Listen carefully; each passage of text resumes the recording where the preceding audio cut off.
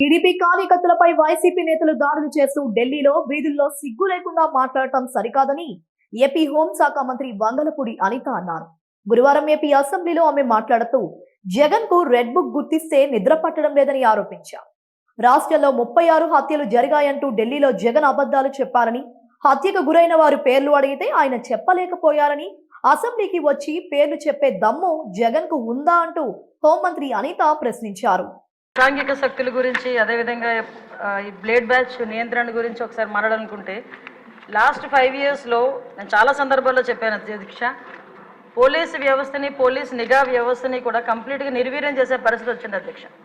ఎందుకు ఈ మాట చెప్తున్నానంటే లాస్ట్ 5 ఇయర్స్లోని కూడా అప్పుడు ముఖ్యమంత్రి జగన్మోహన్ రెడ్డి రోడ్డు మీదకి వస్తే పరదాలు కట్టడానికో బారికేడ్లు వేయడానికో లేకపోతే హౌస్ అరెస్టులు చేయడానికో వీటి మీద పెట్టిన దృష్టి అసాంఘిక శక్తుల్ని పట్టుకుందామని కానీ నేరస్తులు పట్టుకుందామని కానీ వాటిని పట్టుకునేడానికి ఉన్న సిస్టమ్ని కనీసం వాళ్ళు తిరిగి పునరుద్ధరించుకోవాలనే తపన కూడా లేకుండా మొత్తాన్ని నిర్వీర్యం చేసిన పరిస్థితి వచ్చింది అధ్యక్ష.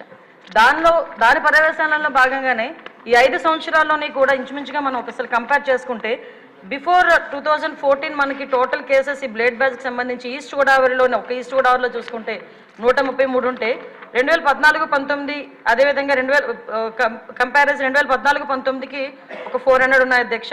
2019-24లో ఒకసారి మనం చూసుకుంటే అధ్యక్ష దగ్గర కేసెస్ అవన్నీ కూడా దగ్గర డబుల్ అయిన పరిస్థితి అధ్యక్ష. వీళ్ళ మీద ఎన్ని పీడీ యాక్ట్లు పెట్టినా ఒక ఈస్ట్ గోదావరిలోనే ఇంచుమించుగా 500 వరకు కేసెస్ నమోదు బ్లేడ్ బ్యాచ్ ఐడెంటిఫికేషన్ చేయడం అధ్యక్ష.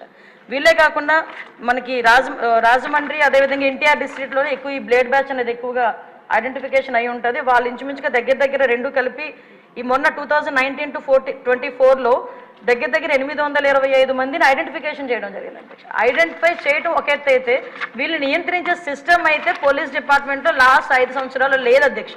ఎందుకు మాట చెప్తున్నానంటే దగ్గర 15,000 సీసీ కెమెరాలు 2014 నుంచి 19 వరకు టీడీపీ హయాంలో పెడితే ఒక్క సీసీ కెమెరాని పెట్టకపోవడం సరికదా, ఉన్న సీసీ కెమెరాలను కూడా పునరుద్ధరించుకోకపోవడం అనేది నిజంగా ఒక సిగ్గుచేడు అధ్యక్ష. ఎందుకంటే అంటే మీలాంటి వాళ్ళు పెట్టేటప్పుడు సీసీ కెమెరాలు బాగా పనిచేస్తాయి సార్. అప్పుడు తీసేసి వీడియో తీశారు కదా సార్, మిమ్మల్ని చూపించడానికి డైరెక్ట్ వీడియోలో చూపించుకున్నాడు. విషయం ఏంటంటే సీసీ కెమెరాలు తీసేయడం,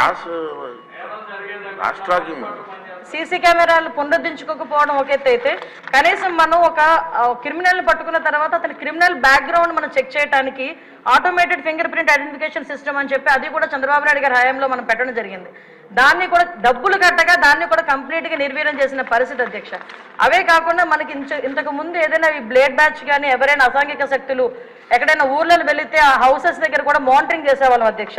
ఇంచుమించుగా వాటికి సంబంధించి LHMS అని చెప్పి దాని ద్వారా కూడా లాక్డ్ హౌసెస్ ఏదైతే ఉందో అక్కడ కూడా మానిటరింగ్ ఏర్పాటు చేసి అక్కడ సీసీ క్యామ్స్ ఏర్పాటు చేసుకుని వాళ్ళు వచ్చేటంత వరకు భద్రత కల్పించడం, అంటే మామూలు మైన్యూర్ లెవెల్ వరకు కూడా పోలీసింగ్ వెళ్ళి వాళ్ళు భద్రత కల్పించే పరిస్థితులు లాస్ట్ గవర్నమెంట్లో ఉండేది.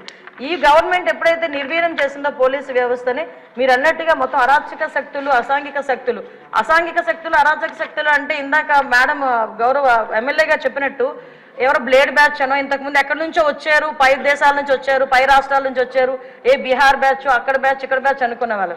ఇప్పుడు అలా కాదు, అది ఆ బ్యాచ్ ఈ బ్యాచ్ కాదు, వైసీపీ బ్యాచ్ అన్నట్టుగా అసాంఘిక శక్తులు ఎక్కువగా అయిపోయి ఈరోజు కనీసం రాముల్లో గుడికి భద్రత లేదు, బడికి భద్రత లేకుండా అయిపోయింది అధ్యక్ష లాస్ట్ 5 సంవత్సరాలు కూడా.